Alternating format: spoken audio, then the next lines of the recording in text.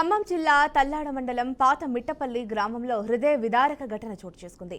Gas పేలుడు ప్రమాదంలో కుటుంబ సభ్యులను కోల్పోయి మనోవేదన తట్టుకోలేక గుత్తికొండ వినోద్ అనే యువకుడు ఉరివేసుకుని ఆత్మహత్య చేసుకున్నాడు. దీంతో గ్రామంలో తీవ్ర విషాదం నెలకొంది. పాత మిట్టపల్లి గ్రామంలో గతేడాది ఏప్రిల్ 29న ఇంట్లో వంట చేస్తుండగా గ్యాస్ సిలిండర్ పేలింది. ఈ ప్రమాదంలో వినోద్ పిల్లలు తరుణ్, వరుణ్, వినోద్ మేనకోడలు, తల్లి సహా మృతి చెందారు. ఈ విషాద ఘటనతో పిల్లలు లేరనే మనోవేదనతో వినోద్ భార్య రేవతి గత డిసెంబర్ 22న ఉరివేసుకుని ఆత్మహత్యకు పాల్పడి ఆసుపత్రిలో చికిత్స పొందుతూ మృతి చెందింది. కుటుంబంలో తనకంటూ ఎవరూ లేరన్న తీవ్ర మనస్తాపంతో బాధపడుతున్న వినోద్ ఈ నెల 7వ తేదీన ఇంట్లో ఉరివేసుకుని ఆత్మహత్యకు యత్నించాడు. స్థానికులు వెంటనే అతన్ని ఖమ్మం ప్రభుత్వ ఆసుపత్రికి తరలించగా వైద్య చికిత్స పొందుతూ శనివారం ఉదయం మృతి చెందాడు. ఒకే కుటుంబం వరుసగా మృతి చెందడం గ్రామాన్ని తీవ్ర విషాదంలో ముంచెత్తింది.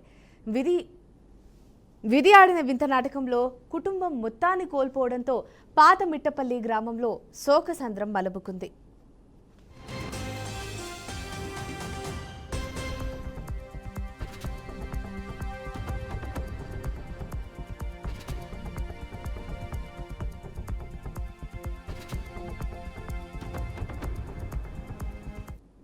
ఈ ఘటనకు సంబంధించి మరింత సమాచారాన్ని మా బీఆర్కే ప్రతినిధి శ్రీనివాస్ అందిస్తారు. శ్రీనివాస్, చెప్పండి అసలు అప్డేట్ ఏంటి? Thank you Gen Z. ఖమ్మం జిల్లా తల్లాడ మండలం పాత మిట్టపల్లి గ్రామంలో విషాదం అలుపుకుంది. ఈ మిట్టపల్లి గ్రామానికి చెందినటువంటి ఈ యొక్క గుత్తికొండ వినోద్ అని అతను అక్కడ నివాసం ఉంటున్నాడు. అతని భార్య ఇద్దరు ఆత్మహత్య చేసుకున్నారు. దీనికి గల కారణాలు ఏంటంటే గత ఏడాది ఏప్రిల్ 28వ తేదీన వినోద్ కుమార్ ఇంట్లో వంట సిలిండర్ పేలడంతో ఆ ప్రమాదంలో వినోద్ కుమార్, రేవతి దంపతులు కవల పిల్లలు ఎవరైతే ఉన్నారో ఈ యొక్క వరుణ్, తరుణ్ ఇద్దరు కూడా మృతి చెందడం జరిగింది.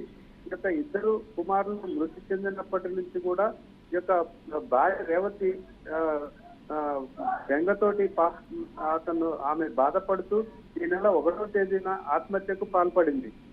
అప్పటి నుంచి కూడా ఈ యొక్క వినోద్ కుమార్ కూడా మనస్తాపానికి గురయ్యాడు. తీవ్ర మనస్తాపానికి గురైనటువంటి వినోద్ కుమార్ ఈ నెల 7వ తేదీన అతను ఆత్మహత్యకు ప్రయత్నించాడు.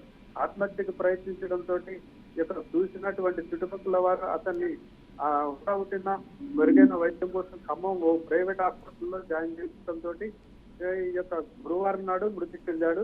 ఈ యొక్క గ్రామంలో పాత మిట్టపల్లి గ్రామం ఈ యొక్క కుటుంబంలో నలుగురు కూడా ఈ విధంగా చనిపోవడం శోకసంద్రంలోకి నెట్టిందని చెప్పుకోవచ్చు. ఝాన్సీ.